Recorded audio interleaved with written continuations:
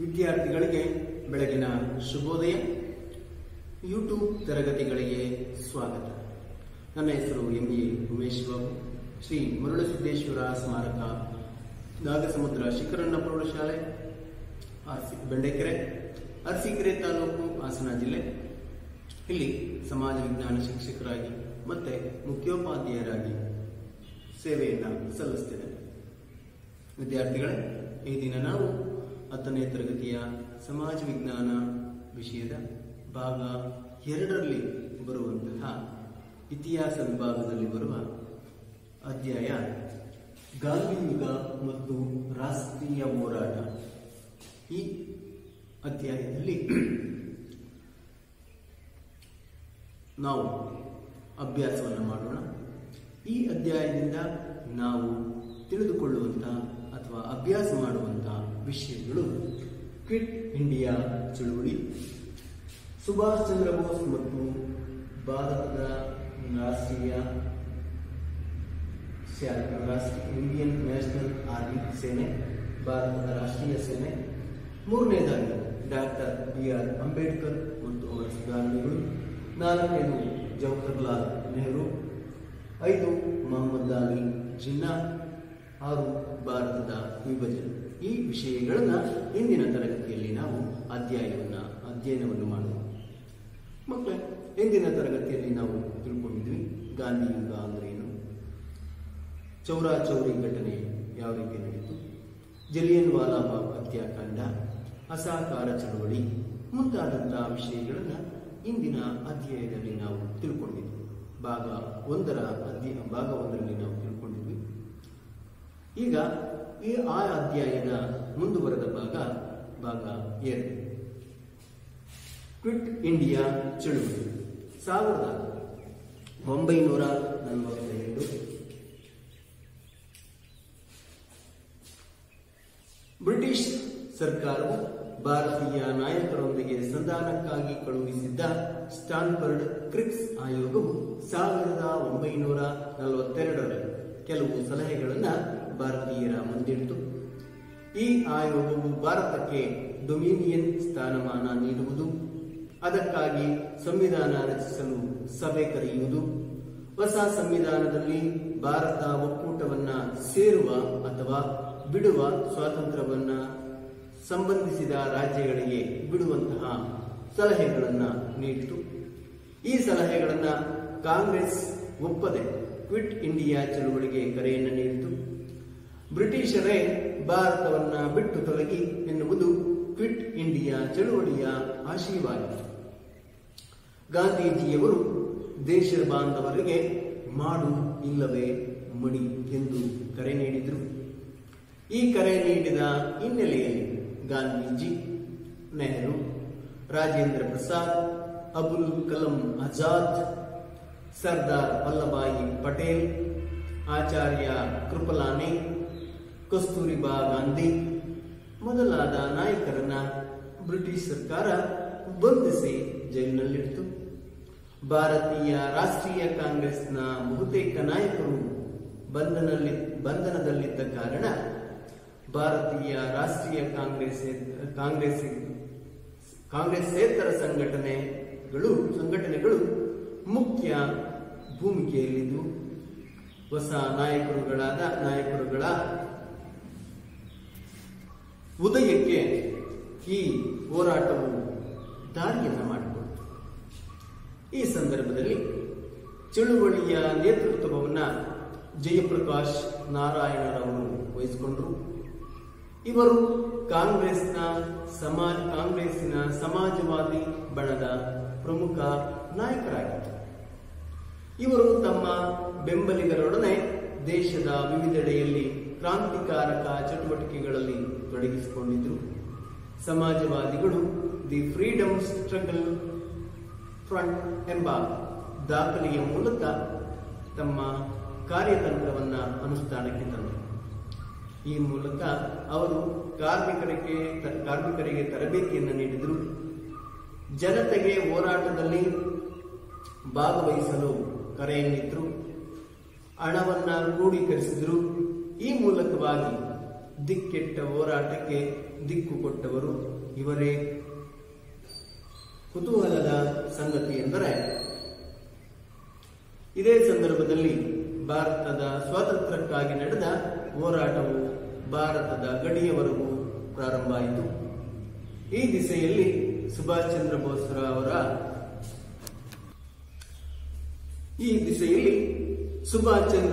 ಬೋಸ್ರವರ ಪ್ರಯತ್ನ ಅದ್ವಿತೀಯವಾದದ್ದು.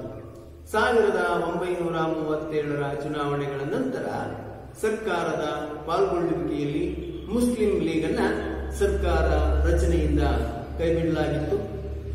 1939ರಲ್ಲಿ ಭಾರತ ಸರ್ಕಾರವು ಏಕಮುಖವಾಗಿ ಎರಡನೆಯ ಮಹಾಯುದ್ಧಕ್ಕೆ ಭಾರತವನ್ನ ಭಾಗಿ ಮಾಡಿದ ಸಂದರ್ಭದಲ್ಲಿ ಮಂತ್ರಿಮಂಡಲದಲ್ಲಿದ್ದ ಕಾಂಗ್ರೆಸ್ಸಿಗರೆಲ್ಲರೂ ಹೊರಬಂದಾಗ ಮುಸ್ಲಿಂ ಲೀಗ್ ವಿಮುಕ್ತಿ ದಿವಸವನ್ನ ಆಚರಿಸಿತು. ಹೀಗಾಗಿ ಮುಸ್ಲಿಂ ಲೀಗ್ ಭಾರತ ಬಿಟ್ಟು ತೊಲಗಿ ಆಂದೋಲನದಲ್ಲಿ ಭಾಗವಹಿಸಲಿಲ್ಲ. ಅದು ಭಾರತದ ವಿಭಜನೆಯ ಪ್ರಸ್ತಾಪವನ್ನ ಬ್ರಿಟಿಷ್ ಸರ್ಕಾರದ ಮುಂದಿಡಿತು. ನಂತರ ರೈತರು ಮತ್ತು ಕಾರ್ಮಿಕರ ಪ್ರತಿಭಟನೆ.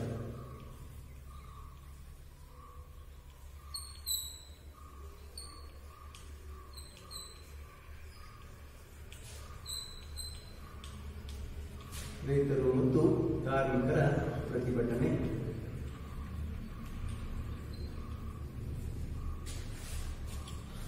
ಸ್ವಾತಂತ್ರ್ಯ ಸಂಗ್ರಾಮದಲ್ಲಿ ರೈತ ಕಾರ್ಮಿಕರ ಸಂಘಟನೆಗಳ ಪ್ರತಿಭಟನೆಗಳು ಕೂಡ ಪ್ರಮುಖವಾದಂಥವು. ಈ ಸಂಘಟನೆಗಳಲ್ಲಿ ಕೆಲವು ರಾಷ್ಟ್ರೀಯ ಕಾಂಗ್ರೆಸ್ನಿಂದ ಪ್ರಭಾವಿತವಾಗಿದ್ದರೆ ಇನ್ನು ಕೆಲವು ಸಂಘಟನೆಗಳು ಮಾರ್ಕ್ಸ್ವಾದದಿಂದ ಪ್ರಭಾವಿತವಾಗಿವೆ. ಬ್ರಿಟಿಷ್ ಆಡಳಿತದ ಅವಧಿಯಲ್ಲಿ ಜಮೀನ್ದಾರರು ಮತ್ತು ಯುರೋಪಿಯನ್ ಪ್ಲಾಂಟರ್ಗಳ ವಿರುದ್ಧ ರೈತರು ಹಲವಾರು ಕಡೆ ದಂಗೆ ನಡೆಸಿದರು. ಚಂಪಾರಣ್ಯ ಜಿಲ್ಲೆಯಲ್ಲಿ ನೀಲಿ ಬೆಳೆಯುವುದನ್ನು ವಿರೋಧಿಸಿದರು. ಭೂಕಂದಾಯದ ವಿರುದ್ಧ ಹರತಾಳ ನಡೆಸಿದರು. ಗಾಂಧೀಜಿಯವರು ಸತ್ಯಾಗ್ರಹದ ಮೂಲಕ ಬ್ರಿಟಿಷ್ ಅಧಿಕಾರಿಗಳ ಮನವೊಲಿಸಿ ತೆರಿಗೆ ರದ್ದುಗೊಳಿಸಿದರು. ರಾಷ್ಟ್ರೀಯ ಹೋರಾಟದ ಭಾಗವಾಗಿ ರೈತರನ್ನ ಸಂಘಟಿಸುವ ಪ್ರಯತ್ನವನ್ನ ಭಾರತೀಯ ರಾಷ್ಟ್ರೀಯ ಕಾಂಗ್ರೆಸ್ ಮಾಡಿತು. ಚಂಪಾರಣ್ಯ, ಖೇಡಾ ಮೊದಲಾದ ಪ್ರದೇಶಗಳ ರೈತರ ಕಾರ್ಯಚಟುವಟಿಕೆಗಳಲ್ಲಿ ಗಾಂಧೀಜಿಯವರ ಪ್ರಭಾವವಿತ್ತು. ಭಾರತೀಯ ರಾಷ್ಟ್ರೀಯ ಕಾಂಗ್ರೆಸ್ ಪ್ರಭಾವದಿಂದ ತೇಭಾಗ, ಮಲಬಾರ್ ಮೊದಲಾದೆಡೆ ಶೋಷಣೆಗಳಾಗಿದ್ದ ರೈತರು ತೀವ್ರವಾಗಿ ಜಮೀನ್ದಾರರು ಹಾಗೂ ಬ್ರಿಟಿಷರ ವಿರುದ್ಧ ಬಂಡೆದ್ರು. ಅಸಹಕಾರ ಆಂದೋಲನ, ಕರ ನಿರಾಕರಣೆ, ಕ್ವಿಟ್ ಇಂಡಿಯಾ ಚಳವಳಿಗಳಲ್ಲಿ ರೈತರ ಸಮಸ್ಯೆಗಳು ಬೆರೆತವು. ಹಲವಾರು ಹೋರಾಟಗಳು ಎಡಪಂಥೀಯ ವಿಚಾರಧಾರೆಗಳಿಂದ ರಚನೆಗೊಂಡ ಕಿಸಾನ್ ಸಭಾದಡಿಯಲ್ಲಿ ಸಂಘಟಿತವಾದವು. ಹೋರಾಟಗಳು ಕೆಲವೊಮ್ಮೆ ಕಾಂಗ್ರೆಸ್ಸಿನೊಂದಿಗೆ ಮತ್ತು ಕೆಲವೊಮ್ಮೆ ಕಾಂಗ್ರೆಸ್ ವಿರುದ್ಧವಾದ ನಿಲುವನ್ನ ಹೊಂದುತ್ತಿದ್ವು. ತೆಲಂಗಾಣದ ರೈತ ಹೋರಾಟವು ಜಮೀನ್ದಾರರು ಹಾಗೂ ನಿಜಾಮನ ರಜಾಕರ ವಿರುದ್ಧ ಪ್ರತಿಭಟಿಸಿತು. ಬಂಗಾಳದ ರೈತರು ಜಮೀನ್ದಾರರ ಶೋಷಣೆಯ ವಿರುದ್ಧ ದಂಗೆ ಎದ್ರು. ಮಹಾರಾಷ್ಟ್ರದಲ್ಲಿ ರೈತರು ಕಡಿಮೆ ಕೂಲಿಯ ವಿರುದ್ಧ ಚಳುವಳಿಯನ್ನ ನಡೆಸಿದರು. ಈ ರೀತಿ ಬ್ರಿಟಿಷರ ವಿರುದ್ಧ ಸಂಘಟಿತವಾಗಿ ರೈತರು, ಕಾರ್ಮಿಕರು ಬಂಡೆದ್ರು. ನಂತರ ಕಾರ್ಮಿಕರ ಬಂಡಾಯ.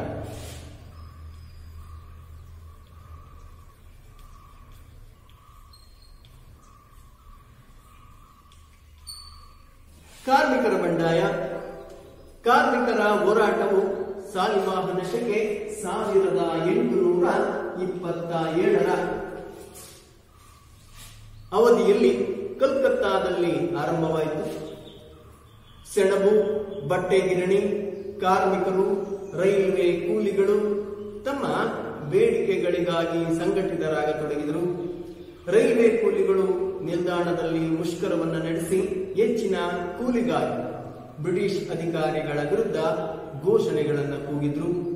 ಕಲ್ಕತ್ತಾದಲ್ಲಿ ಪ್ರಿಂಟರ್ಸ್ ಯೂನಿಯನ್ ಅವರು ಮತ್ತು ಬಾಂಬೆ ಬಟ್ಟೆ ಗಿರಣಿಯ ಕಾರ್ಮಿಕರು ರಾಷ್ಟ್ರೀಯ ಜಾಗೃತಿ ಉಂಟು ಮಾಡಿದರು. ಮದ್ರಾಸ್ನಲ್ಲಿ ಲೇಬರ್ ಯೂನಿಯನ್ ಸ್ಥಾಪನೆಗೊಂಡಿತು. ನಂತರದಲ್ಲಿ ಕಾರ್ಮಿಕ ಸಂಘಟನೆಗಳು ಸ್ಥಾಪನೆಗೊಂಡವು. ಕಾಂಗ್ರೆಸ್ ಕಾರ್ಮಿಕ ಸಂಘಟನೆಗಳ ಇಂತಹ ಚಳುವಳಿಗೆ ಬೆಂಬಲವನ್ನ ನೀಡಿತು. ಸ್ವಾತಂತ್ರ್ಯ ಚಳುವಳಿಯಲ್ಲಿ ಕಾರ್ಮಿಕರ ಪಾತ್ರವು ಅನನ್ಯವಾದದ್ದು ಆಗಿತ್ತು. ಇದರಿಂದ ಸ್ವಾತಂತ್ರ್ಯ ಹೋರಾಟದ ಚಳುವಳಿ ತೀವ್ರವಾಗಿ ಎಲ್ಲ ಪ್ರದೇಶಗಳಲ್ಲೂ ಹರಡಲಿಕ್ಕೆ ಸಾಧ್ಯ ಆಯಿತು. ನಂತರ ಬುಡಕಟ್ಟು ಬಂಡಾಯಗಳು. ಬ್ರಿಟಿಷ್ ಈಸ್ಟ್ ಇಂಡಿಯಾ ಕಂಪನಿಯ ಆಳ್ವಿಕೆಯಲ್ಲಿ ಜಾರಿಗೆ ತಂದಂತಹ ಕಂದಾಯ ಮತ್ತು ಅರಣ್ಯ ನೀತಿಗಳು ಬುಡಕಟ್ಟು ದಂಗೆಗಳಿಗೆ ನೇರವಾಗಿ ಪ್ರೇರಣೆಯಾದವು. ಬುಡಕಟ್ಟು ಬಂಡಾಯಗಳಲ್ಲಿ ಮುಖ್ಯವಾಗಿ ಸಂತಾಲರ ದಂಗೆ, ಕೋಲರ ದಂಗೆ ಮತ್ತೆ ಮುಂಡಾ ಚಳುವಳಿ ಪ್ರಮುಖವಾಗಿವೆ. ಕರ್ನಾಟಕದಲ್ಲಿ ಹಲಗಲಿಯ ಬೇಡರ ದಂಗೆ ಅಥವಾ ಬಂಡಾಯ ಈ ನಿಟ್ಟಿನಲ್ಲಿ ಗಮನಾರ್ಹವಾದಂತಹ ಬಂಡಾಯಗಳು. ಸಂತಾಲ ಬುಡಕಟ್ಟು ದಂಗೆಯನ್ನ ಭಾರತದ ಆದ್ಯ ಹೋರಾಟ ಎಂದು ಗುರುತಿಸಲಾಗಿದೆ. ಈ ಬುಡಕಟ್ಟ ಜನರನ್ನ ಬಂಗಾಳಿ ಮತ್ತು ಒರಿಸ್ಸಾದ ಗುಡ್ಡಗಾಡು ಪ್ರದೇಶಗಳಲ್ಲಿ ಗುರುತಿಸಬಹುದಾಗಿದೆ. ಬ್ರಿಟಿಷರು ಜಾರಿಗೆ ತಂದ ಕಾಯಂ ಜಮೀನ್ದಾರಿ ಪದ್ಧತಿಯಿಂದ ಈ ಬುಡಕಟ್ಟು ಜನರು ನಿರ್ಗತಿಕರಾದರು.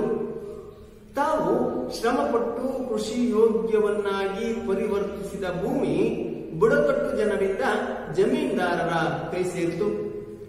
ಬಂಗಾಳಿ ಜಮೀನ್ದಾರರು, ಲೇವಾದೇವಿಗಾರರು ಮತ್ತು ಕಂಪನಿ ಸರ್ಕಾರವು ಸಂತಾಲರ ನೇರ ಶೋಷಣೆಗೆ ಕಾರಣರಾದರು. ಸಂತಾಲರ ಶಾಂತಿಪ್ರಿಯತೆ ಮತ್ತು ಸಭ್ಯತೆಯನ್ನು ಕಂಪನಿ ಮತ್ತೆ ಸರ್ಕಾರವು ಶೋಷಣೆಗೆ ಉಪಯೋಗಿಸಿಕೊಳ್ತು. ಇದರಿಂದ ಅಸಮಾಧಾನಗೊಂಡಂತಹ ಸಂತಾಲರು ರಹಸ್ಯ ಸಭೆಗಳನ್ನು ನಡೆಸಿ ಜಮೀನ್ದಾರರು ಮತ್ತು ಲೇವಾದೇವಿಗಾರರನ್ನ ಲೂಟಿ ಮಾಡಲು ನಿರ್ಧರಿಸಿದರು.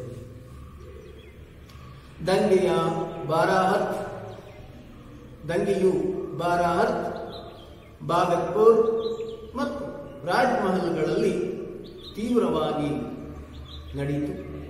ಪರಿಣಾಮವಾಗಿ ಬುಡಕಟ್ಟು ಜನರು ಅವರ ಶತ್ರುಗಳನ್ನ ಹತ್ಯೆ ಮಾಡಿದರು. ಇದರಿಂದಾಗಿ ಅನೇಕ ಜಮೀನ್ದಾರರು ಮತ್ತು ಲೇವಾದೇವಿದಾರರು ಪಲಾಯನ ಮಾಡಿದರು. ಸಂತಾಲರ ದಂಗೆಯನ್ನ ಹತ್ತಿಕ್ಕಲಿಕ್ಕೆ ಬ್ರಿಟಿಷರು ಸೈನ್ಯವನ್ನ ಬಳಸಿಕೊಂಡರು. ಸಂತಾಲರ ದಂಗೆಯು ಕೊನೆಗೊಂಡರೂ ಅದರ ಸ್ಫೂರ್ತಿಯು ಮುಂದಿನ ಅನೇಕ ಹೋರಾಟಗಳಿಗೆ ಪ್ರೇರಣೆಯಾಯಿತು. ಇದೇ ಬಗೆಯಲ್ಲಿ ಕೋಲರು ಮತ್ತು ಮುಂಡರು ಬ್ರಿಟಿಷರು ಮತ್ತು ಜಮೀನ್ದಾರರ ವಿರುದ್ಧ ಹೋರಾಟಗಳನ್ನು ಮಾಡಿದರು. ಕೋಲರು ಮತ್ತೆ ಮುಂಡರು ಈ ಬುಡಕಟ್ಟು ಜನಾಂಗಗಳ ಬಗೆಗೆ ಹೆಚ್ಚಿನ ಮಾಹಿತಿಯನ್ನ ನೀವು ಸಂಗ್ರಹಿಸಿ ಅದಕ್ಕೆ ಸಂಬಂಧಪಟ್ಟಂತಹ ಒಂದು ವಿಚಾರಗಳನ್ನ ಸಂಗ್ರಹಿಸಿ ಅವುಗಳ ಬಗ್ಗೆ ಅಭ್ಯಾಸವನ್ನ ಓದಿ. ಈ ರೀತಿಯಾಗಿ ಬುಡಕಟ್ಟು ಜನರ ಬಂಡಾಯ ಯಶಸ್ವಿಯಾದರೂ ಸಹ ಬ್ರಿಟಿಷರು ಆ ಒಂದು ಬುಡಕಟ್ಟು ಜನಾಂಗದ ಬಂಡಾಯವನ್ನ ಹತ್ತಿಕ್ಕುವಲ್ಲಿ ಯಶಸ್ವಿಯಾದರು. ನಂತರ ಸುಭಾಷ್ ಚಂದ್ರ ಬೋಸ್ ಮತ್ತು INA. ನೇತಾಜಿ ಸುಭಾಷ್ ಚಂದ್ರ ಬೋಸ್ ಮೂಲತಃ ಸುಭಾಷ್ ಚಂದ್ರ ಬೋಸರು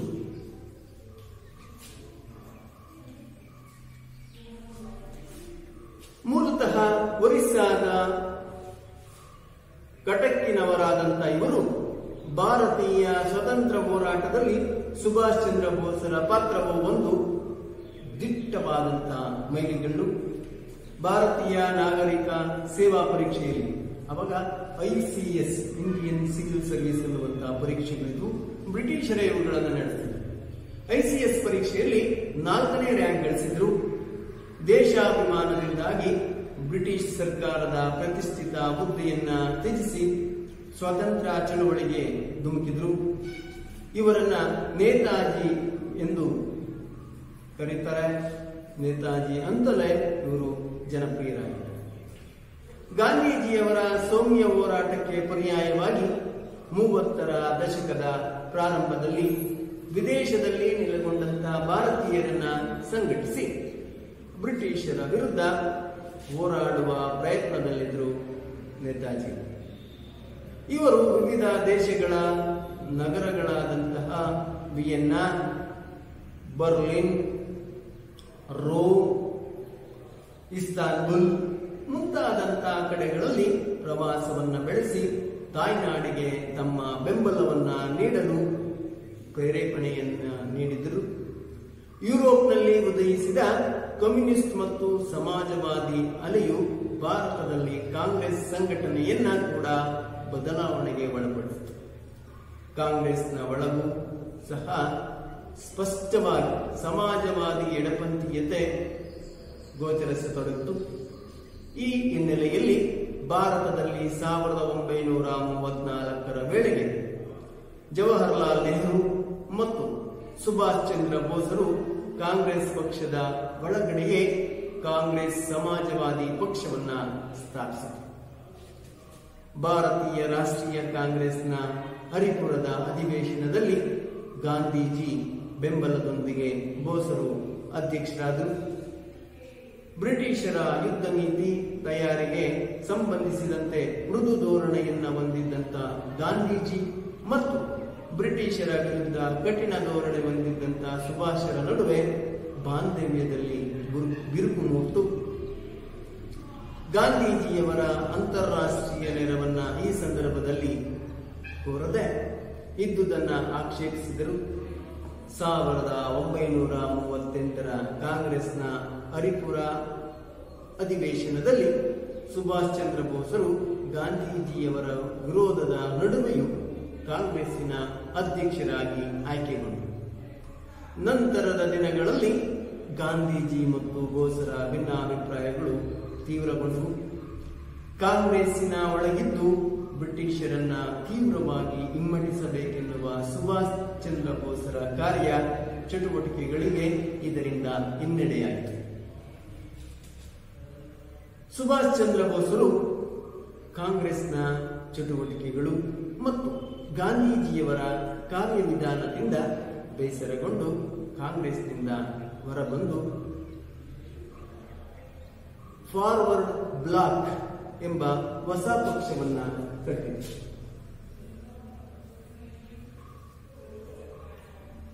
ಫಾರ್ವರ್ಡ್ ಬ್ಲಾಕ್ ಇದು ನೇತಾಜಿ ಸುಭಾಷ್ ಚಂದ್ರ ಬೋಸರು ಕಟ್ಟಿದಂತ ಒಂದು ಪಕ್ಷ. ಕಾಂಗ್ರೆಸ್ನಿಂದ ಹೊರಬಂದಂತಹ ನೇತಾಜಿ ಹೊರಬಂದು ಫಾರ್ವರ್ಡ್ ಬ್ಲಾಕ್ ಅನ್ನುವಂತಹ ಒಂದು ಹೊಸ ಪಕ್ಷವನ್ನ ಕಟ್ಟಿದ್ರು. ಇದು ಕಾಂಗ್ರೆಸ್ಸಿನ ಒಳಗೆ ಇದ್ದು ಪ್ರಗತಿಪರ ಮತ್ತು ತೀವ್ರತರ ಆಶಯಗಳನ್ನು ಹೊಂದಿತ್ತು. ಬ್ರಿಟಿಷರ ಯುದ್ಧ ತಯಾರಿಯನ್ನ ಹಾಗೂ ಜಾಗತಿಕ ಯುದ್ಧದಲ್ಲಿ ಭಾರತದ ಪಾಲ್ಗೊಳ್ಳುವಿಕೆಯನ್ನ ಸುಭಾಷರು ವಿರೋಧಿಸಿದರು. ಪರಿಣಾಮವಾಗಿ ಬ್ರಿಟಿಷ್ ಸರ್ಕಾರವು ಸುಭಾಷ್ ಚಂದ್ರ ಬೋಸರನ್ನ ಬಂಧನದಲ್ಲಿತ್ತು. ಬ್ರಿಟಿಷ್ ವಿರೋಧಿ ಶಕ್ತಿಗಳೊಡಗೂಡಿ ಬ್ರಿಟಿಷರ ವಿರುದ್ಧ ಹೋರಾಡಲು ಬಯಸಿ ಅವರ ಗೃಹ ಬಂಧನದಿಂದ ತಪ್ಪಿಸಿಕೊಂಡು ಜರ್ಮನಿಗೆ ತೆರಳಿದರು. ಜರ್ಮನಿಯಲ್ಲಿ ಸರ್ವಾಧಿಕಾರಿ ಹಿಟ್ಲರ್ ಇವರು ಸುಭಾಷ್ ಚಂದ್ರ ಬೋಸರಿಗೆ ಎಲ್ಲಾ ಸಹಾಯವನ್ನ ನೀಡುವ ಭರವಸೆಯನ್ನ ವ್ಯಕ್ತಪಡಿಸಿದರು. ಬೋಸರು ಜರ್ಮನಿಯಲ್ಲಿ ಭಾರತೀಯ ಯುದ್ಧ ಕೈದಿಗಳನ್ನ ಸಂಘಟಿಸಿದರು. ಆಜಾದ್ ಹಿಂದ್ ರೇಡಿಯೋ ಮೂಲಕ ತಮ್ಮ ಭಾಷಣಗಳನ್ನ ಭಾರತೀಯರಿಗೆ ಪ್ರಸಾರ ಮಾಡಿದರು. ಯುದ್ಧದಲ್ಲಿ ಜಪಾನಿನ ಯಶಸ್ಸನ್ನ ತಿಳಿದು ಅದರ ಸಹಾಯದಿಂದ ಭಾರತದ ಬಿಡುಗಡೆಯ ಸಾಧ್ಯತೆಗೆ ಸಂಬಂಧಿಸಿದಂತೆ ಭಾರತೀಯರನ್ನ ಸಂಘಟಿಸಿದ್ದ ರಾಸ್ ಬಿಹಾರಿ ಬೋಸರ ಜೊತೆಗೆ ಸುಭಾಷ್ ಚಂದ್ರರು ಕೈಜೋಡಿಸಿದರು. ರಾಸ್ ಬಿಹಾರಿ ಬೋಸ್ರವರು ಟೋಕಿಯೋದಲ್ಲಿ ಸ್ಥಾಪಿಸಿದ ಇಂಡಿಯನ್ ಇಂಡಿಪೆಂಡೆನ್ಸ್ ಲೀಗ್ ಇದನ್ನ ಲೀಗ್ನ ಸೇನಾ ವಿಭಾಗವನ್ನ ಭಾರತೀಯ ರಾಷ್ಟ್ರೀಯ ಸೇನೆ INA, ಭಾರತೀಯ ರಾಷ್ಟ್ರೀಯ ಸೇನೆ INA, ಇಂಡಿಯನ್ ನ್ಯಾಷನಲ್ ಆರ್ಮಿ ಎಂದು ಇದಕ್ಕೆ ಹೆಸರಿಟ್ಟು INA ಅಂತ ಹೇಳಿ ಕರೆದ್ರು. ನಂತರದ ದಿನಗಳಲ್ಲಿ ISAU ಮುಖಂಡತ್ವವನ್ನ ಸುಭಾಷ್ ಚಂದ್ರ ಬೋಸ್ರಿಗೆ ವಹಿಸಿದ್ರು. INA ಯ ಮುಖಂಡತ್ವವನ್ನ ಸುಭಾಷ್ ಚಂದ್ರ ಬೋಸ್ರಿಗೆ ವಹಿಸಿದ್ರು. ಸುಭಾಷ್ ಚಂದ್ರ ಬೋಸರು ಈ ಸಂದರ್ಭದಲ್ಲಿ ದೆಹಲಿ ಚಲೋಗೆ ಕರೆಯನ್ನ ನೀಡಿದ್ರು. ನನಗೆ ರಕ್ತವನ್ನ ಕುಡಿ, ನಾನು ನಿಮಗೆ ಸ್ವತಂತ್ರವನ್ನ ನೀಡಲು ಪ್ರಮಾಣಿಸುತ್ತೇನೆ ಎಂಬ ಕರೆಯನ್ನಿತ್ತು. ಭಾರತೀಯ ರಾಷ್ಟ್ರೀಯ ಸೇನೆಯಲ್ಲಿ ಝಾನ್ಸಿ ರೆಜಿಮೆಂಟ್ ಎಂಬ ವಿಭಾಗವು ಇತ್ತು. ಕ್ಯಾಪ್ಟನ್ ಲಕ್ಷ್ಮೀ ಸೆಹಗಲ್ ಈ ರೆಜಿಮೆಂಟಿನ ನೇತೃತ್ವವನ್ನ ವಹಿಸಿದರು. ಸುಭಾಷರು ರಂಗೂನಿನ ಮೂಲಕ ಬ್ರಿಟಿಷರ ಕೈಯಲ್ಲಿದ್ದ ದೆಹಲಿಯನ್ನ ವಶಪಡಿಸಿಕೊಳ್ಳಲು ಯುದ್ಧ ತಂತ್ರವನ್ನ ರೂಪಿಸಿದರು. ಆ ಹೊತ್ತಿಗೆ ಭಾರತದಿಂದ INAಗೆ ಸೇರ್ಪಡೆಯಾದಂತಹ ಸಾವಿರಾರು ಯೋಧರು ದೆಹಲಿಯನ್ನ ಆಕ್ರಮಿಸಲು ತಯಾರಿ ನಡೆಸಿದರು.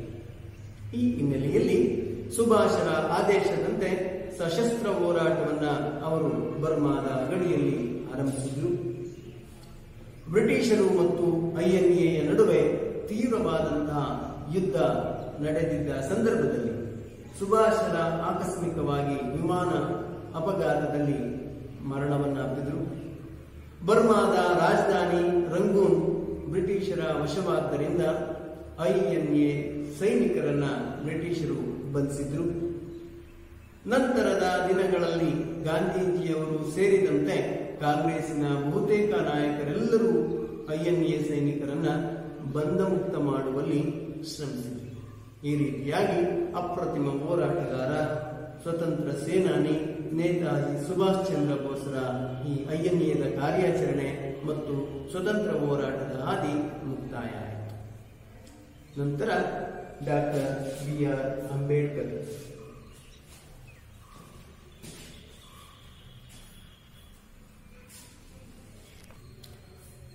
ಸಾಮಾಜಿಕ ಸಮಾನತೆ ಇಲ್ಲದ ರಾಜಕೀಯ ಸ್ವಾತಂತ್ರ್ಯವು ಅರ್ಥಹೀನ ಎಂದು ಡಾಕ್ಟರ್ BR ಅಂಬೇಡ್ಕರ್ ಅವರು ಬಲವಾಗಿ ನಂಬಿದ್ರು. ಭಾರತದ ಶ್ರೇಣೀಕೃತ ವ್ಯವಸ್ಥೆಯಲ್ಲಿರುವ ಕಟ್ಟಕಡೆಯ ಮನುಷ್ಯನಿಗೆ ಸಾಮಾಜಿಕ ಮತ್ತು ಆರ್ಥಿಕ ಅರ್ಥವಿಲ್ಲ, ಅದು ಕೇವಲ ಮರೀಚಿಕೆಯಾಗಿ ಉಳಿಯುತ್ತದೆ ಎಂದು ಅಂಬೇಡ್ಕರ್ ಅವರು ತಿಳಿದಿದ್ದರು. ಅವರು ಭಾರತವನ್ನ ಕೇವಲ ಒಂದು ರಾಜಕೀಯ ಪರಿಕಲ್ಪನೆಯಾಗಿ ಕಾಣದೆ ಅದರ ಒಟ್ಟಾರೆ ಮುಖವನ್ನ ಪರಿಚಯಿಸಿದವರು. ಇವರು ಜಾತಿ ವ್ಯವಸ್ಥೆಯ ಬಗ್ಗೆ ಅಧ್ಯಯನವನ್ನು ನಡೆಸಿ ಅದರ ವಿನಾಶಕ್ಕೆ ಹೋರಾಟಗಳನ್ನು ರೂಪಿಸಿದರು. ಅಸ್ಪೃಶ್ಯರು ಕನಿಷ್ಠ ಮಟ್ಟದ ಅವಕಾಶಗಳಿಂದಲೂ ವಂಚಿತರಾಗಿರುವುದನ್ನು ನಿರೂಪಿಸಲು ಮಹತ್ ಕರೆ ಮತ್ತು ಕಾಲರಾಮ್ ದೇವಾಲಯ ಚಳುವಳಿಯನ್ನ ರೂಪಿಸಿದರು. ಇವರು 3 ದುಂಡು ಮೇಜಿನ ಪರಿಷತ್ತಿನ ಸಮಾವೇಶಗಳಲ್ಲಿ ಭಾಗವಹಿಸಿ ನಿಮ್ನ ವರ್ಗಗಳು ವಿವಿಧ ಬಗೆಯ ಸಂಕೋಲೆಗಳಿಂದ ಬಿಡುಗಡೆ ಪಡೆಯಲು ಬೇಕಾದ ಅಮೂಲ್ಯ ಸಲಹೆ ಸೂಚನೆಗಳನ್ನು ನೀಡಿದರು. ಹರಿಜನೋದ್ಧಾರ ಮತ್ತು ಅಸ್ಪೃಶ್ಯರ ಮುಖಂಡತ್ವಕ್ಕೆ ಸಂಬಂಧಿಸಿದಂತೆ ಗಾಂಧೀಜಿ ಮತ್ತು ಅಂಬೇಡ್ಕರ್ ಅವರಲ್ಲಿ ಭಿನ್ನಾಭಿಪ್ರಾಯಗಳು ಮೂಡಿದ್ವು. ಅಸ್ಪೃಶ್ಯರ ರಕ್ಷಣೆಗಾಗಿ ಪ್ರತ್ಯೇಕ ಮತಕ್ಷೇತ್ರಗಳನ್ನು ಬಯಸಿದ್ದು ಗಾಂಧಿ ಮತ್ತು ಅಂಬೇಡ್ಕರರ ನಡುವೆ ವಿವಾದಕ್ಕೂ ಕಾರಣವಾಯಿತು. ಇವರು ಬರೋಡಾ ರಾಜದಡಿಯಲ್ಲಿ ದಿವಾನರಾಗಿದ್ದರು. ಮುಂಬೈ ಲೆಜಿಸ್ಲೇಟಿವ್ ಕೌನ್ಸಿಲ್ ಮತ್ತು ನಂತರದಲ್ಲಿ ವೈಸ್ರಾಯ್ ಎಕ್ಸಿಕ್ಯೂಟಿವ್ ಕೌನ್ಸಿಲ್ನಲ್ಲೂ ಸಹ ಅತ್ಯಂತ ಮುತುವರ್ಜಿಯಿಂದ ಕಾರ್ಯಭಾರವನ್ನ ನಿಭಾಯಿಸಿದರು. ಅಂಬೇಡ್ಕರ್ ಕಾಂಗ್ರೆಸ್ ಪಕ್ಷವನ್ನ ಸೇರಿದ ಬಹಿಷ್ಕೃತ ಹಿತಕಾರಿಣಿ ಸಭಾ ಎಂಬ ಸಂಘಟನೆಯನ್ನ ಹಾಗೂ ಸ್ವಾತಂತ್ರ್ಯ ಕಾರ್ಮಿಕ ಶಕ್ತಿ ಎಂಬ ಸ್ವತಂತ್ರ ಪಕ್ಷವನ್ನ ಸ್ಥಾಪನೆಯನ್ನ ಮಾಡಿದರು. ಪ್ರಬುದ್ಧ ಭಾರತ, ಜನತಾ, ಮೂಕನಾಯಕ, ಬಹಿಷ್ಕೃತ ಭಾರತ ಪತ್ರಿಕೆಗಳನ್ನ ಹೊರಡಿಸಿದರು. ವಿದ್ಯಾರ್ಥಿಗಳೇ, ಈ ಪತ್ರಿಕೆಗಳನ್ನ ಅಂಬೇಡ್ಕರ್ ಅವರು ಹೊರಡಿಸಿದಂತಹ ಪತ್ರಿಕೆಗಳನ್ನ ಹೆಸರಿಸಿ ಅಂತ ಹೇಳಿ ಪರೀಕ್ಷೆಯಲ್ಲಿ ಹೇಳ್ತಾರೆ, ನೆನ್ಪಿಟ್ಕೊಳ್ಳಿ. ಬಹಿಷ್ಕೃತ ಹಿತಕಾರಿಣಿ ಸಭಾ ಎಂಬ ಸಂಘಟನೆಯನ್ನ ಹಾಗೂ ಸ್ವತಂತ್ರ ಕಾರ್ಮಿಕ ಪಕ್ಷ ಇದನ್ನ ಸ್ಥಾಪನೆ ಮಾಡುವುದರ ಜೊತೆಗೆ ಜನತಾ, ಮೂಕನಾಯಕ, ಬಹಿಷ್ಕೃತ ಭಾರತ ಎಂಬ ಪತ್ರಿಕೆಗಳನ್ನ ಅಂಬೇಡ್ಕರ್ ಅವರು ಹೊರಡಿಸಿದರು. ಕಮ್ಯುನಿಸ್ಟ್ ಮತ್ತು ಸಮಾಜವಾದಿ ಧೋರಣೆಗಳಿಂದ ದೂರವೇ ಉಳಿದು ಕೃಷಿ ಕಾರ್ಮಿಕರ ಏಳಿಗೆಗಾಗಿಯೂ ಸಹ ಇವರು ದುಡಿದರು. ಸ್ವತಂತ್ರ ಭಾರತದ ಮುನ್ನೋಟದ ದಿಕ್ಸೂಚಿಯಾಗಿ ಭಾರತದ ಸಂವಿಧಾನವನ್ನ ರಚಿಸಬೇಕಾಯಿತು. ಸಂವಿಧಾನ ಸಭೆಯ ಅಧ್ಯಕ್ಷರಾಗಿ ಡಾಕ್ಟರ್ ಬಾಬು ರಾಜೇಂದ್ರ ಪ್ರಸಾದ್ ರವರನ್ನ ಆಯ್ಕೆ ಮಾಡಲಾಯಿತು. ಮುಂದುವರೆದು ಸಂವಿಧಾನದ ಕರಡು ಸಮಿತಿಯ ಅಧ್ಯಕ್ಷರಾಗಿ ಡಾಕ್ಟರ್ ಬಿ.ಆರ್. ಅಂಬೇಡ್ಕರ್ ಅವರನ್ನ ಸಂವಿಧಾನ ರಚನಾ ಸಮಿತಿಯು ಸರ್ವಾನುಮತದಿಂದ ಆಯ್ಕೆ ಮಾಡಿತು. ಸಂವಿಧಾನದಲ್ಲಿ ಸಮಾನತೆಯನ್ನ ಪ್ರತಿಪಾದಿಸಿ ಅಸ್ಪೃಶ್ಯತಾ ಆಚರಣೆಯ ವಿರುದ್ಧ ಕಾನೂನಿನ ರಕ್ಷಣೆಯನ್ನ ಒದಗಿಸಿದರು. ಅಸ್ಪೃಶ್ಯತಾ ಆಚರಣೆಯನ್ನ ಅಪರಾಧವೆಂದು ಭಾರತದ ಸಂವಿಧಾನವು ಪರಿಗಣಿಸಿ ಸ್ವತಂತ್ರ ಭಾರತದಲ್ಲಿ ಡಾಕ್ಟರ್ ಬಿ.ಆರ್. ಅಂಬೇಡ್ಕರ್ ಅವರು ಕಾನೂನು ಮಂತ್ರಿಯಾದರು. ಆಧುನಿಕತೆ, ವೈಚಾರಿಕತೆ ಮತ್ತು ಪಾಶ್ಚಾತ್ಯ ವಿದ್ವಾಂಸರಿಂದ ಪ್ರೇರಣೆಯನ್ನು ಪಡೆದರೂ ದೇಶೀಯ ಬೇರುಗಳ ಕಡೆಗೆ ಒಲವನ್ನ ತೋರಿದರು. ಜಾತಿ ವ್ಯವಸ್ಥೆಯಿಂದ ಬೇಸತ್ತಂತ ಇವರು ಹಿಂದೂ ಧರ್ಮವನ್ನ ತೊರೆದು ಭಾರತೀಯ ಸಂಸ್ಕೃತಿಯ ಭಾಗವಾಗಿದ್ದ ಜಾತಿ ಮತ್ತು ಸಾಮಾಜಿಕ ಶ್ರೇಣೀಕರಣವನ್ನ ವಿರೋಧಿಸಿದ ಬೌದ್ಧ ಧರ್ಮವನ್ನ ಸ್ವೀಕರಿಸಿದರು. ಮಾರ್ಕ್ಸ್ವಾದವನ್ನ ಯಾವ ಬದಲಾವಣೆಯನ್ನು ರಕ್ತ ಮತ್ತು ಹಿಂಸೆಯಿಂದ ತರಬಹುದೋ ಅದನ್ನ ಬೌದ್ಧ ಧರ್ಮವು ಶಾಂತಿ ಮತ್ತು ಅಹಿಂಸಾತ್ಮಕವಾಗಿ ತರಬಲ್ಲದು ಎಂದು ಅವರು ನಂಬಿದರು. ಅವರ ಜೀವಮಾನದ ಸಾಧನೆಗಾಗಿ ಭಾರತ ಸರ್ಕಾರವು ಇವರಿಗೆ ಮರಣೋತ್ತರವಾಗಿ ಭಾರತ ರತ್ನ ನೀಡಿ ಗೌರವಿಸಿದೆ. ನಂತರ ಸಂವಿಧಾನದ ರಚನೆ ಆಯಿತು. ಕರಡು ಸಮಿತಿಯ ಅಧ್ಯಕ್ಷರಾಗಿ ಡಾಕ್ಟರ್ ಬಿ.ಆರ್. ಅಂಬೇಡ್ಕರ್ ಅವರು ಯಶಸ್ವಿಯಾದಂತಹ ಕಾರ್ಯವನ್ನು ಮಾಡಿದರು. ಇವರನ್ನ ಭಾರತದ ಸಂವಿಧಾನದ ಶಿಲ್ಪಿ ಅಂತಲೇ ಕರೆಯಲಾಗುತ್ತೆ. ಈ ರೀತಿಯಾಗಿ ಸ್ವತಂತ್ರ ಹೋರಾಟದಲ್ಲಷ್ಟೇ ಅಲ್ಲದೆ ಜಾತಿ ವ್ಯವಸ್ಥೆಯನ್ನು ಹೋಗಲಾಡಿಸುವಲ್ಲಿ, ತಾರತಮ್ಯ ಭಾವನೆಯನ್ನ ನೀಗಿಸುವಲ್ಲಿ, ಅಸ್ಪೃಶ್ಯತೆಯನ್ನ ಹೋಗಲಾಡಿಸುವಲ್ಲಿ ಡಾಕ್ಟರ್ ಬಿ.ಆರ್. ಅಂಬೇಡ್ಕರ್ ಅವರ ಪಾತ್ರ ಗಣನೀಯವಾದಂಥದ್ದು. ನಂತರ ಪಂಡಿತ್ ಜವಾಹರ್ಲಾಲ್ ನೆಹರು.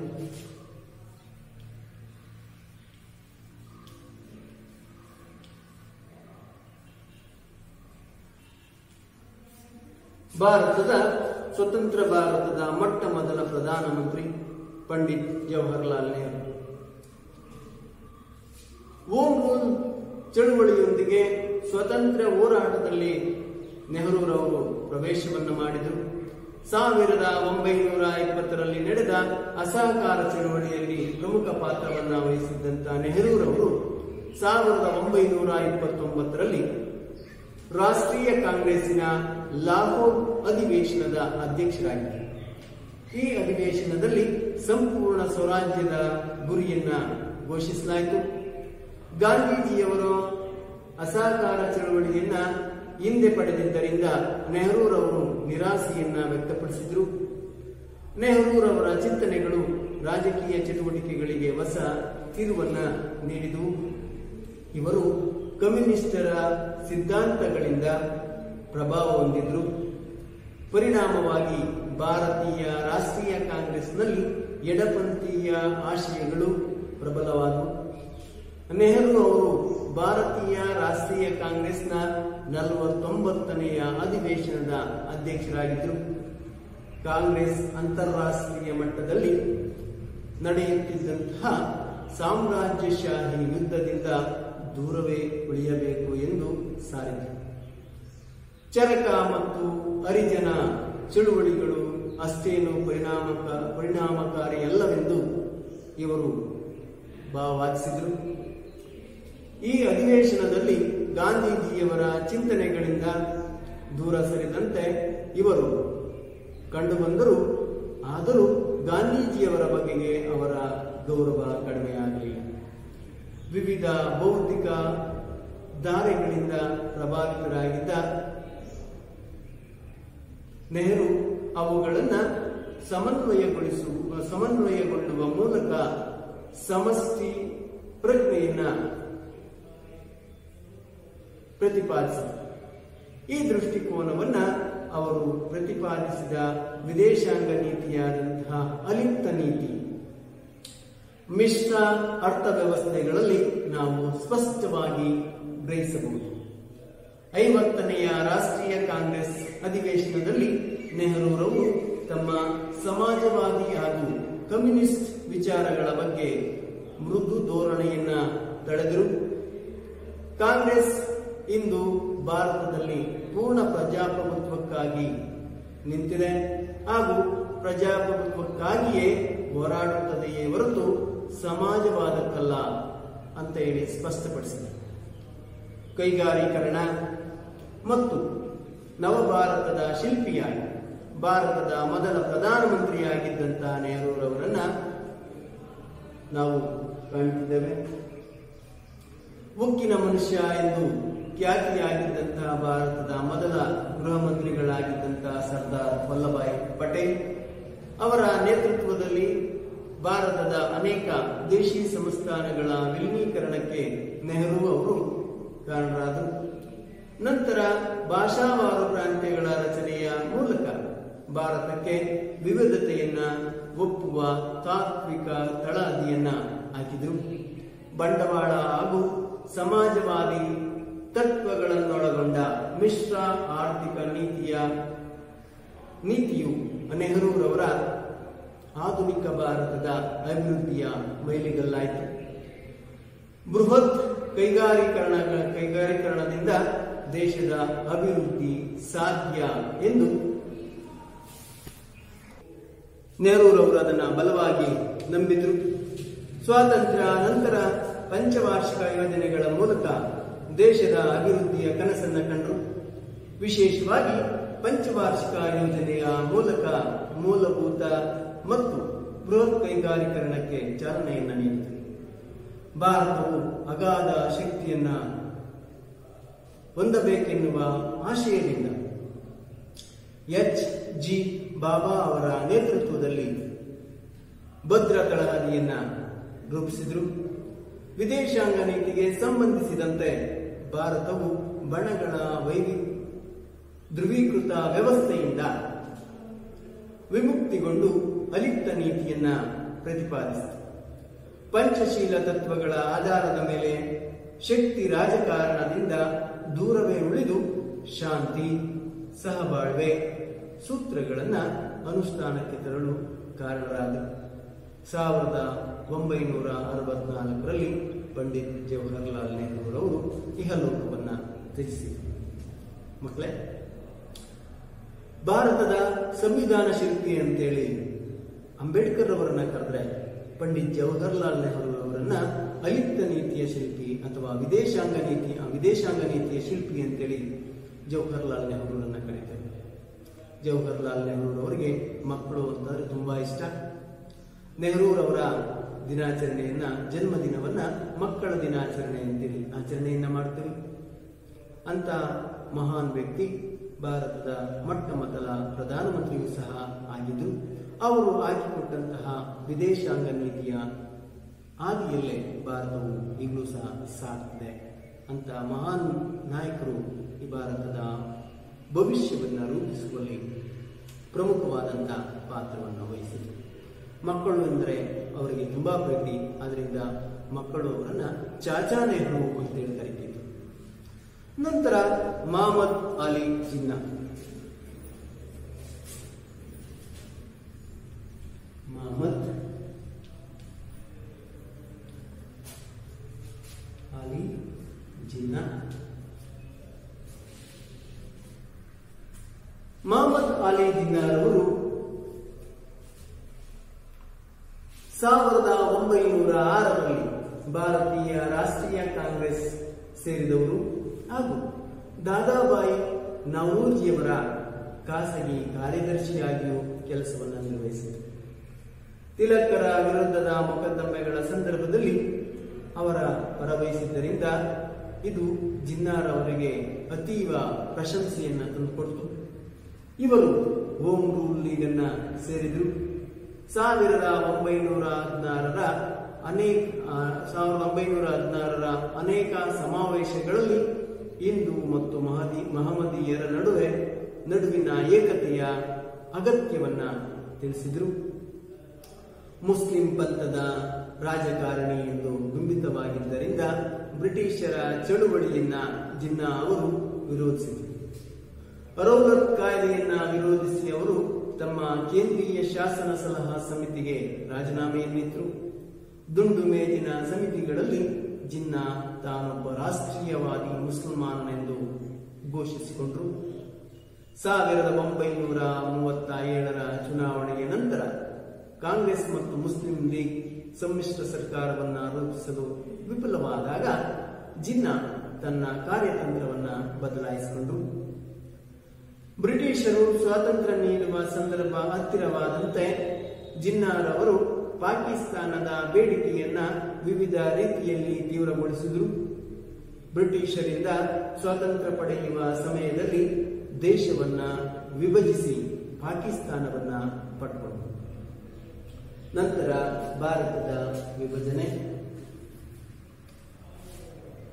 ಸ್ವತಂತ್ರ ಚಳುವಳಿಯ ಉದ್ದಕ್ಕೂ ಭಾರತೀಯ ರಾಷ್ಟ್ರೀಯ ಕಾಂಗ್ರೆಸ್ ಅಖಂಡ ರಾಜ್ಯದ ಪರಿಕಲ್ಪನೆಯನ್ನ ಹೊಂದಿತ್ತು.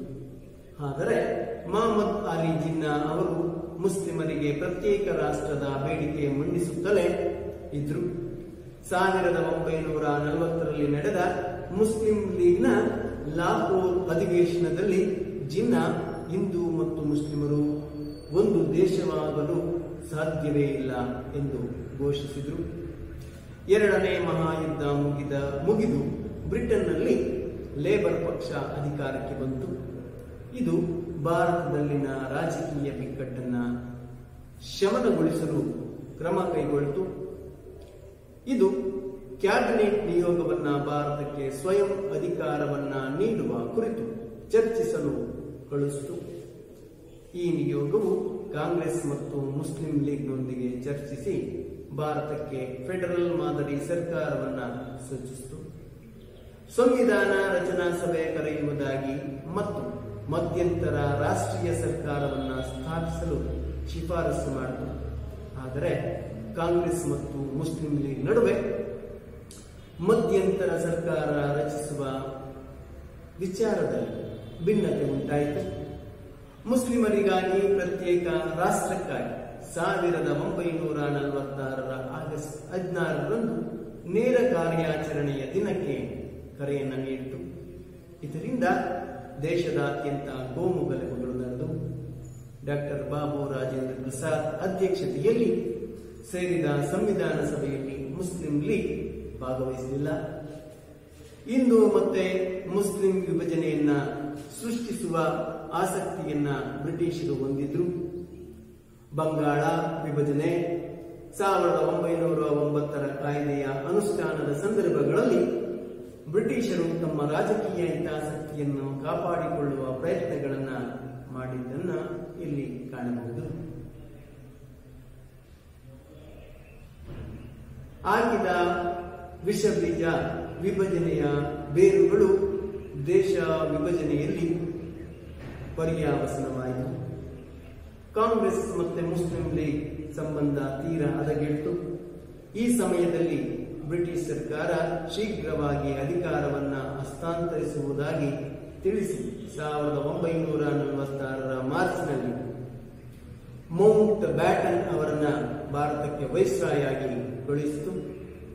ಬ್ಯಾಟನ್ ರವರು ಮಹಾತ್ಮ ಗಾಂಧೀಜಿ, ಜಿನ್ನಾ ಮತ್ತಿತರ ನಾಯಕರೊಂದಿಗೆ ಮಾತುಕತೆಯನ್ನು ನಡೆಸಿ ಭಾರತವನ್ನ ವಿಭಜಿಸುವ ಯೋಜನೆಯನ್ನ ರೂಪಿಸಿದರು. 1947ರ ಜುಲೈನಲ್ಲಿ ಭಾರತ ಸ್ವತಂತ್ರ ಮಸೂದೆಯ ಕಾಯ್ದೆಯು ರೂಪವನ್ನು ಪಡೆಯಿತು. ಕಾಯ್ದೆಯನ್ವಯ 1947ರ ಆಗಸ್ಟ್ 15ರಂದು ಭಾರತ ಮತ್ತು ಪಾಕಿಸ್ತಾನ ಎಂಬ ಎರಡು ಪ್ರತ್ಯೇಕ ರಾಷ್ಟ್ರಗಳು ಉದಯಿಸಿದವು. ರ್ಯಾಡ್ ಟಿಪ್ ಆಯೋಗವು ಈ ದೇಶಗಳ ನಡುವಿನ ಗಡಿಯನ್ನ ಗುರುತಿಸಿತು. ಪಂಡಿತ್ ಜವಾಹರ್ಲಾಲ್ ನೆಹರೂರವರು ಭಾರತದ ಪ್ರಥಮ ಪ್ರಧಾನಮಂತ್ರಿಯಾಗಿ ಪ್ರಮಾಣ ವಚನವನ್ನ ಸ್ವೀಕರಿಸಿದರು. 1948ರ ಜನವರಿ 30ರಂದು ಪ್ರಾರ್ಥನಾ ಸಭೆಗೆ ನಡೆದು ಹೋಗುತ್ತಿದ್ದಂತಹ ಹಿಂದೂ ಮುಸ್ಲಿಂ ಭಾವೈಕ್ಯತೆಯ ಹರಿಕಾರ ಗಾಂಧೀಜಿಯವರನ್ನ ನಾಥೂರಾಮ್ ಗೂಡ್ಸೆ ಎಂಬುವವನು ಹತ್ಯೆ ಮಾಡಿದ. ಭೌತಿಕವಾಗಿ ಗಾಂಧೀಜಿಯವರನ್ನ ಕೊನೆಗಾಣಿಸಿದರೂ ಅವರ ಸಮಾನತೆಯ ಆಶಯಗಳು, ಮಾನವೀಯ ಸಂವೇದನೆಗಳು, ಭಾವೈಕ್ಯತೆಯ ಕನಸುಗಳು ಮನುಕುಲದ ಆದರ್ಶಗಳಾಗಿ ಉಳಿದಿವೆ. ಈ ರೀತಿಯಾಗಿ ಗಾಂಧಿ ಯುಗ ಮತ್ತು ರಾಷ್ಟ್ರೀಯ ಹೋರಾಟಗಳು ವಿಭಿನ್ನವಾದಂತಹ ಮಜಲುಗಳನ್ನು ಹೊಂದಿ ವಿವಿಧ ನಿಟ್ಟಿನಲ್ಲಿ ಭಾರತದ ಸ್ವತಂತ್ರ ಹೋರಾಟಕ್ಕೆ ಕಾರ್ಯಗಳನ್ನ ಯೋಜನೆಗಳನ್ನ ರೂಪಿಸ್ತಾ ಕೊನೆಯ ಹಂತದಲ್ಲಿ ಭಾರತಕ್ಕೆ ಸ್ವತಂತ್ರವನ್ನ ತಂದುಕೊಡುವಲ್ಲಿ ಯಶಸ್ವಿಯಾದಂತಹ ಪಾತ್ರವನ್ನ ವಹಿಸಿದೆ. ವಿದ್ಯಾರ್ಥಿಗಳೇ, ಇಷ್ಟು ಗಾಂಧಿ ಯುಗ ಮತ್ತು ಸ್ವತಂತ್ರ ಭಾರತ ರಾಷ್ಟ್ರೀಯ ಹೋರಾಟಗಳು. ಇಷ್ಟು ಈ ಒಂದು ಅಧ್ಯಾಯ. ಇನ್ನು ಹೆಚ್ಚಿನ ಅಧ್ಯಾಯಗಳನ್ನು ನಾವು ಮುಂದಿನ ತರಗತಿಗಳಲ್ಲಿ ಅಭ್ಯಾಸವನ್ನು ಮಾಡೋಣ.